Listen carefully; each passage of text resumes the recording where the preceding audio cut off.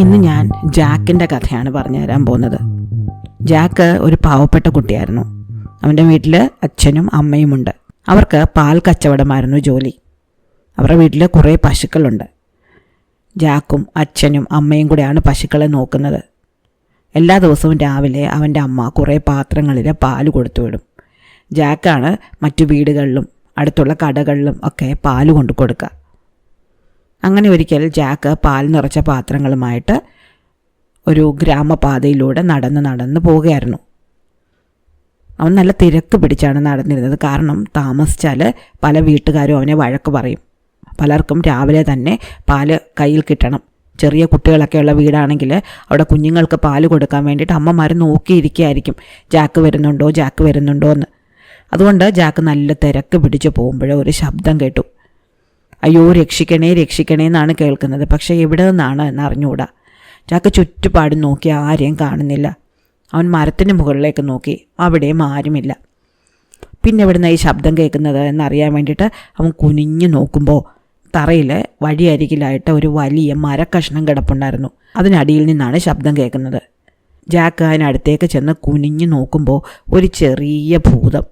ഭൂതത്തിന് നല്ല വെളുത്ത നിറം, 2 കുഞ്ഞി കൈയും കാലുകളും മൂക്കും വായും കണ്ണും ചെവിയൊക്കെ ഉണ്ട്. പക്ഷേ 2 കൊമ്പുമുണ്ട്, ഒരു വാലുമുണ്ട്. ഭൂതത്തിനെ കണ്ടിട്ട് ജാക്കിന് ചിരി വന്നു. ജാക്ക് ചോദിച്ചു, അയ്യോ ഇതാരാ ഇതിനടി കിടക്കുന്നത്? അപ്പോൾ ഭൂതം പറഞ്ഞു, ഞാനാണ് കുഞ്ഞടി ഭൂതം. എനിക്ക് മനുഷ്യരുടെ ഒരടി മാത്രമേ നീളമുള്ളൂ, അതുകൊണ്ട് എല്ലാവരും എന്നെ കുഞ്ഞടി ഭൂതം എന്നാണ് പറയുന്നത്. അപ്പോൾ ജാക്ക് പറഞ്ഞു, നീ ആൾ കൊള്ളാമല്ലോ. ഞാൻ കേട്ടിട്ടുള്ളത് ഭൂതങ്ങൾക്കൊക്കെ വലിയ ബലമാണ്, വലിയ മന്ത്രശക്തിയാണെന്നല്ലേ. ഇതിനടി കിടന്ന് നിലവിളിക്കാതെ ഇങ്ങനെ ഇറങ്ങി പോന്നൂടെ? അപ്പോൾ കുഞ്ഞടി ഭൂതം പറഞ്ഞു, അയ്യോ ഞാൻ ചെറിയ ഭൂതമല്ലേ, എനിക്ക് ഇത്ര വലിയ തടി ഉരുട്ടി മാറ്റാനുള്ള ബലമൊന്നുമില്ല.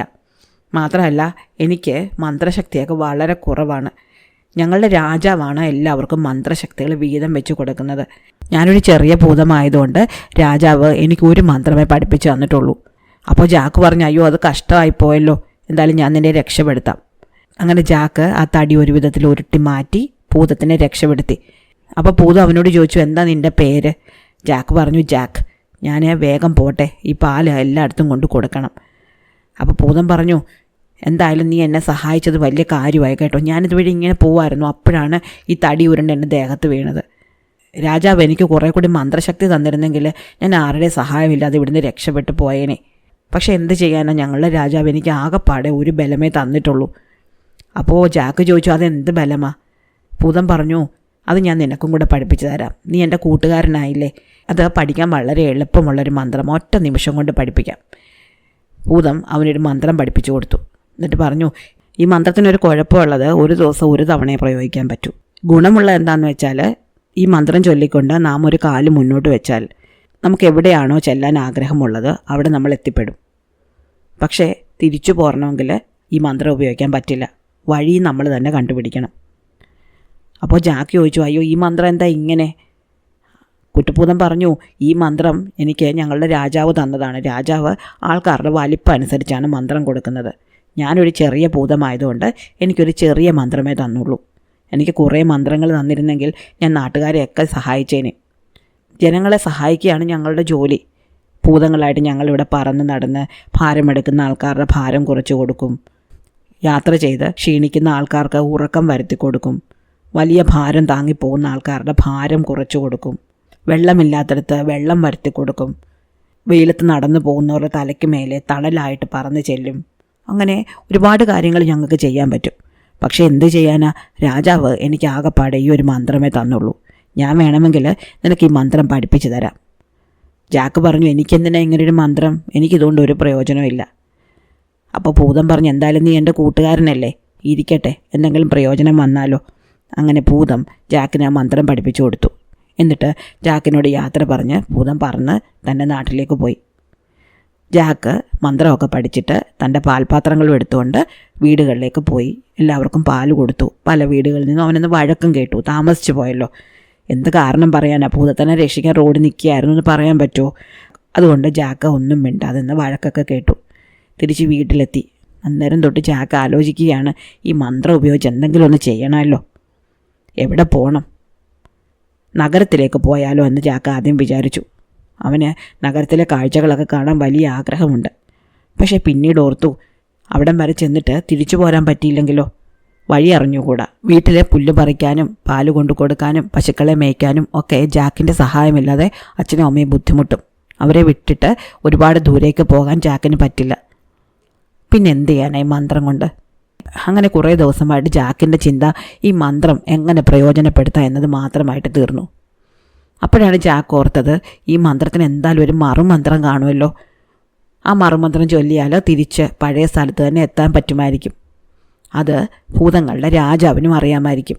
അങ്ങനെയാണെങ്കിൽ ഈ രാജാവിൻ്റെ അടുത്ത് പോയാൽ തിരിച്ചുള്ള വഴി കണ്ടുപിടിക്കാനുള്ള മന്ത്രവും കിട്ടും, കൂട്ടുകാരനെ ഒന്ന് കാണുകയും ചെയ്യാം. കുട്ടിഭൂതത്തിനെ അന്ന് കണ്ടതാണ്, പിന്നെ ഇതുവരെ കണ്ടിട്ടില്ല.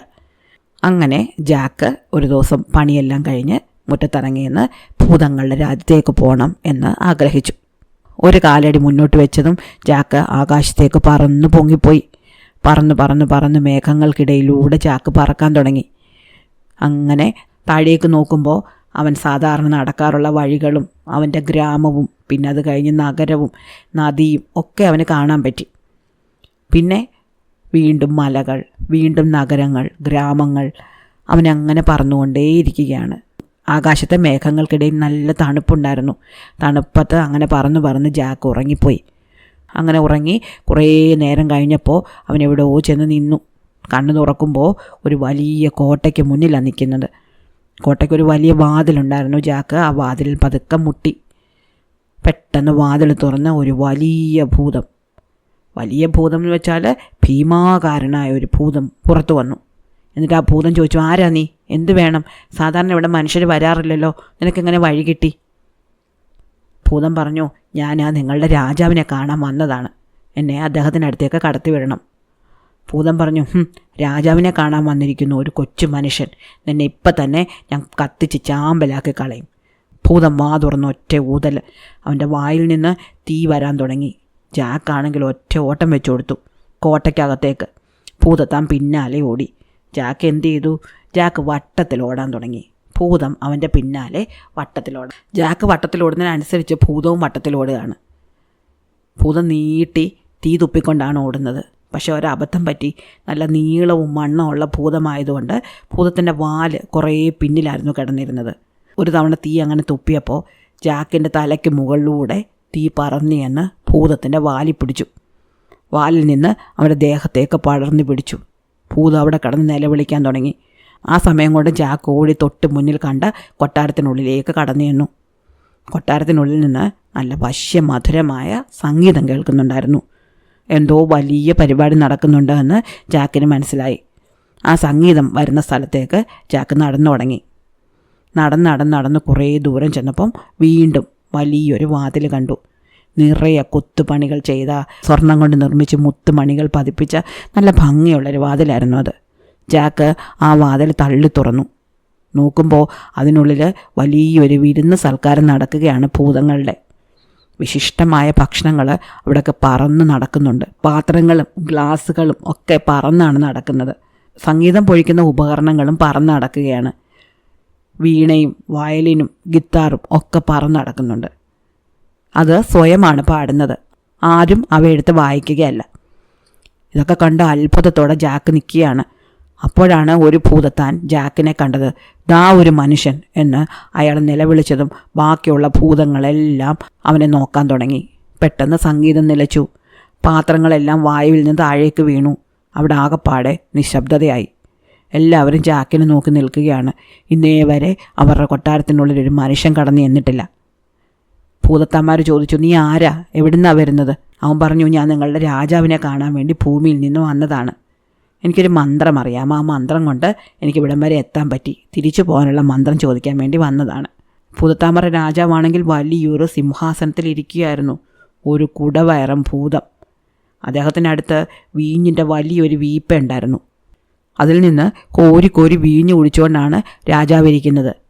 രാജാവ് ചോദിച്ചു, എടാ കീടമേ, നീ എങ്ങനെ ഞങ്ങളുടെ കൊട്ടാരത്തിനുള്ളിൽ കടന്നു? നിനക്ക് ഒരു മന്ത്രവും ഒരു വിദ്യയും പഠിപ്പിച്ചു തരാൻ പോകുന്നില്ല. ജീവൻ വേണമെങ്കിൽ വേഗം ഇവിടുന്ന് രക്ഷപ്പെട്ടു. ജാക്ക് പറഞ്ഞു, രാജാവേ, ഇത് കഷ്ടമാണ്. ശരീരത്തിൻ്റെ വലിപ്പം നോക്കിയിട്ടല്ല മന്ത്രവിദ്യ പഠിപ്പിച്ചു കൊടുക്കേണ്ടത്, ബുദ്ധിയും ജോലി ചെയ്യാനുള്ള മനസ്സും നോക്കിയിട്ടാണ്. വലിയ ശരീരമുണ്ടായിട്ട് ഒരു കാര്യവുമില്ല. മറ്റുള്ളവരെ സഹായിക്കാനുള്ള മനസ്സുള്ളവർക്കാണ് അങ്ങയുടെ മന്ത്രങ്ങൾ പഠിപ്പിച്ചു കൊടുക്കേണ്ടത്. ഭൂതത്താന്മാർ രാജാവ് ചോദിച്ചു, നീ ആരാടെ എന്നെ പഠിപ്പിക്കാൻ? പക്ഷേ അതേ നിമിഷം തന്നെ ഭൂതങ്ങൾക്കിടയിൽ നിന്ന് മുറുമുറുപ്പുയർന്നു. കുട്ടി ഭൂതങ്ങളെല്ലാം കൂടെ പറയാൻ തുടങ്ങി, നേരാണ്, അവൻ പറയുന്നത് നേരാണ്. രാജാവ് ഞങ്ങൾക്ക് ആർക്കും മന്ത്രശക്തികളൊന്നും തരുന്നില്ല. അത് കാരണം ഞങ്ങൾക്ക് ആരെയും സഹായിക്കാൻ പറ്റുന്നില്ല. കുട്ടിഭൂതങ്ങളുടെ മുറിമുറുപ്പ് മറ്റു ഭൂതങ്ങളും ഏറ്റെടുത്തു. വലിയ ഭൂതങ്ങളും പറയാൻ തുടങ്ങി, നേരാണ്, രാജാവ് ഞങ്ങൾക്ക് ആർക്കും ആവശ്യത്തിന് മന്ത്രങ്ങൾ തരുന്നില്ല. ഇതിനിടയ്ക്ക് ജാക്ക് നോക്കുമ്പോഴുണ്ട് മറിഞ്ഞു വീണ് കിടന്ന ഒരു ഭരണിയുടെ അടിയിൽ നിന്ന് പതുക്കെ ഇറങ്ങി വരുന്നു തൻ്റെ കൂട്ടുകാരനായ കുഞ്ഞടി ഭൂതം. ജാക്ക് ഓടിച്ചെന്ന് അവനെ കെട്ടിപ്പിടിച്ചു. അവൻ രാജാവിനോട് പറഞ്ഞു, മഹാരാജാവ്, ഇതെൻ്റെ കൂട്ടുകാരനാണ്.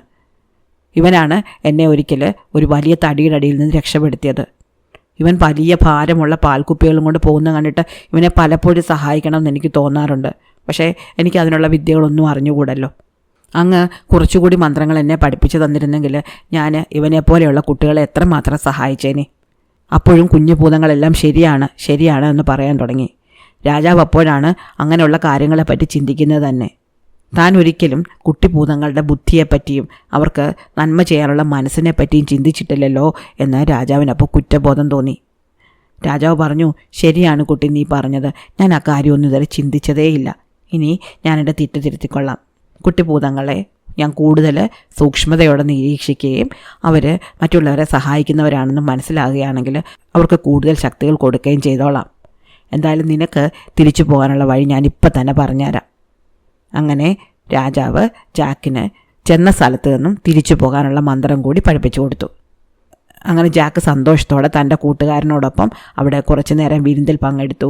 നല്ല ഭക്ഷണമൊക്കെ കഴിച്ചു, കുറേ പാട്ടൊക്കെ കേട്ടു, നൃത്തമൊക്കെ ചെയ്തു. പിന്നെ താൻ പഠിച്ച മന്ത്രം ഉപയോഗിച്ച് തൻ്റെ വീട്ടിലേക്ക് തിരിച്ചു വന്നു. പിറ്റേന്ന് മുതൽ ജാക്കിന് പാലും കൊണ്ട് പോകാൻ ഒരു പ്രയാസവുമില്ല. കണ്ണടച്ച് ഒരു കാലൊന്ന് വെച്ചാൽ മതി, അവൻ എത്തേണ്ട വീടിൻ്റെ മുറ്റത്ത് അവൻ എത്തിക്കോളും. അത് കഴിഞ്ഞാൽ തിരിച്ച് അവന് വീട്ടിലേക്ക് പെട്ടെന്ന് എത്താനും പറ്റും. തൻ്റെ ജോലി കൂടുതൽ രസകരമായതോടെ ജോലിയൊക്കെ ഒതുക്കിയിട്ട് സ്കൂളിൽ പോകാനും ജാക്കിന് പറ്റി. കുട്ടിഭൂതമാണെങ്കിൽ ഇടയ്ക്കിടയ്ക്ക് ജാക്കിനെ കാണാൻ വന്നു. കുട്ടിഭൂതത്തിനിപ്പോൾ കൂടുതൽ വിദ്യകൾ അറിയാം. അവന് കൂടുതൽ ആൾക്കാരെ സഹായിക്കുന്നുണ്ട്. ഇഷ്ടമായോ ജാക്കിൻ്റെ കഥ? അടുത്ത കഥ അടുത്ത ദിവസം.